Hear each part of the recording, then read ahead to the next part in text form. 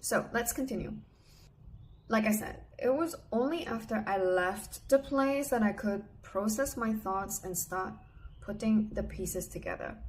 And also had a deeper understanding as to how this woman ended up having this very miserable life, all right? She was living in a conjoined house with her parents, but yet there's not really any real connection, so to speak, you know. Again, on the outside, it seems very peaceful, you know. Sometimes they would do gardening together and eat together. But again, it feels very, what's the word? Inauthentic, I guess, right? And she was approaching her 40s and she had no friends and she's not really socializing. Okay, she has a dog, and I think the dog is what's keeping her alive, you know, is giving her a sense of purpose, a sense of routine.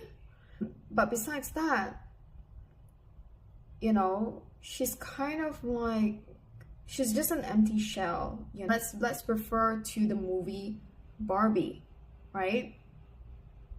People on the outside, right, they seem very nice. They go to each other's houses, exchange really polite greetings. You know, everyone is giving each other muffins or cakes or whatever, you know. Yeah, but it doesn't change the fact that that is not real connection.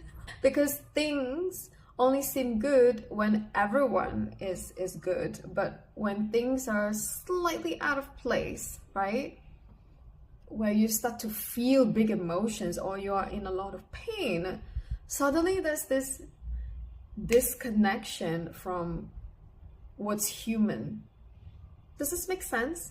I went even deeper when it comes to this, yeah, because the type of trauma or childhood stories that this woman has shared with me, there's not a lot of chaos or not a lot of hostility where her caregivers are coming at her, right? It's more obvious to the naked eye, and we can acknowledge trauma very easily that way. For example, if we see a parent hit a child, right?